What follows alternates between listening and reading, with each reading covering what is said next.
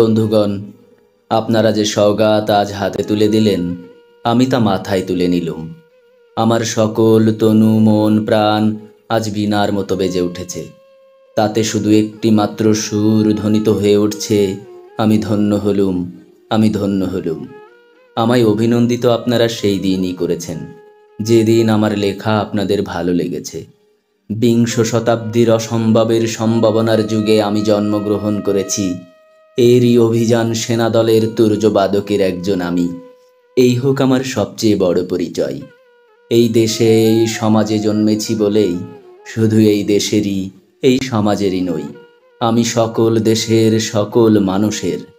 কবি চায় না দান, কবি চায় অঞ্জলি, কবি চায় প্রীতি। কবিতা আর দেবতা সুন্দরের প্রকাশ। সুন্দরকে স্বীকার করতে হয় যা সুন্দর তাই দিয়ে। সুন্দরের ধ্যান, তার স্তব্য গানই আমার ধর্ম। তবু বলছি, আমি শুধু সুন্দরের হাতে বীণা, পায়ে পদ্ম ফুলই দেখিনি, তার চোখে চোখ ভরা জলও দেখেছি। শ্মশানের পথে, গোরস্থানের পথে তাকে ক্ষুধা দীর্ণ মূর্ধে ব্যতীত পায়ে চলে যেতে দেখেছি। যুদ্ধভূমিতে তাকে দেখেছি, কারাগারের অন্ধকার কূপে তাকে দেখেছি, ফাঁসির মঞ্চে তাকে দেখেছি। আমাকে বিদ্রোহী বলে খামাখা লোকের মনে ভয় ধরিয়ে দিয়েছেন কেউ কেউ। এই নিরীহ জাতটাকে আশ্রে কামড়ে তেড়ে নিয়ে বেড়াবার ইচ্ছে আমার কোনো দিনই নেই। আমি বিদ্রোহ করেছি, বিদ্রোহের গান গেয়েছি, অন্যায়ের বিরুদ্ধে, অত্যাচারের বিরুদ্ধে।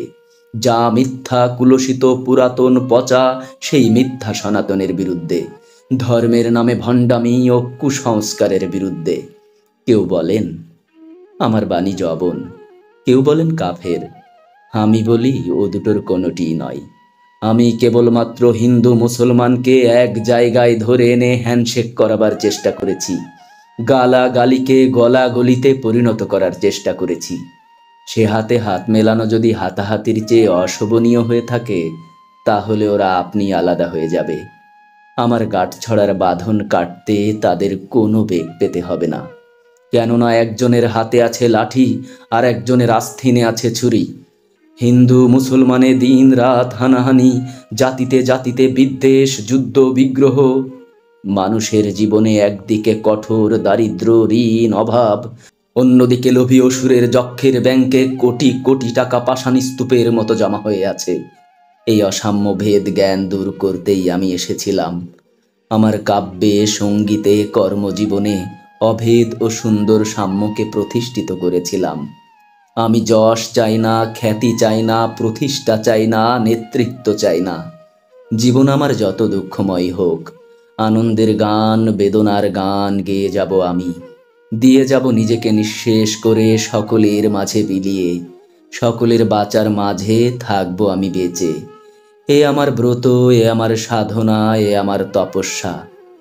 রবীন্দ্রনাথ আমাকে প্রায়ই বলতেন, দেখ উন্মাদ, তোর জীবনে শেলির মতো, কিটসের মতো খুব বড় একটা ট্র্যাজেডি আছে, তুই প্রস্তুত হ।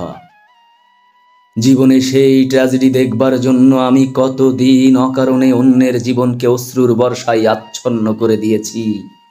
কিন্তু আমারই জীবন রয়ে গেল বিশুষ্ক মরুভূমির মতো দগ্ধ। মেঘের ঊর্ধ্বে শূন্যের মতো কেবল হাসি, কেবল গান, কেবল বিদ্রোহ। আমার বেশ মনে পড়ছে একদিন আমার জীবনের মহা অনুভূতির কথা। আমার ছেলে মারা গেছে। আমার মন তীব্র পুত্র শোকে যখন ভেঙে পড়েছে, ঠিক সেই দিনই, সেই সময়ে আমার বাড়িতে হাসনাহেনা ফুটেছে। আমি প্রাণ ভরে সেই হাসনাহেনার গন্ধ উপভোগ করেছিলাম। আমার কাব্য, আমার গান, আমার জীবনের অভিজ্ঞতার মধ্য দিয়ে জন্ম নিয়েছে। যদি কোনোদিন আপনাদের প্রেমের প্রবল টানে আমাকে আমার একাকিত্বের পরম শূন্য থেকে অসময়ে নামতে হয়, তাহলে সেদিন মনে করবেন না আমি সেই নজরুল। সেই নজরুল অনেকদিন আগেই মৃত্যুর খিড়কি দুয়ার দিয়ে পালিয়ে গেছে। মনে করবেন পূর্ণত্বের তৃষ্ণা নিয়ে যে একটি অশান্ত তরুণ এই ধরাই এসেছিল, অপূর্ণতার বেদনায় তারই বিগত আত্মা যেন স্বপ্নে আপনাদের মাঝে কেঁদে গেল। যদি আর বাঁশি না বাজে, আমি কবি বলে বলছি নে, আমি আপনাদের ভালোবাসা পেয়েছিলাম, সেই অধিকারে বলছি। আমায় আপনারা ক্ষমা করবেন, আমায় ভুলে যাবেন। বিশ্বাস করুন, আমি কবি হতে আসিনি, আমি নেতা হতে আসিনি, আমি প্রেম দিতে এসেছিলাম, প্রেম পেতে এসেছিলাম। সে প্রেম পেলাম না বলে আমি এই প্রেমহীন নিরস পৃথিবী হতে নীরব অভিমানে চিরদিনের জন্য বিদায় নিলাম।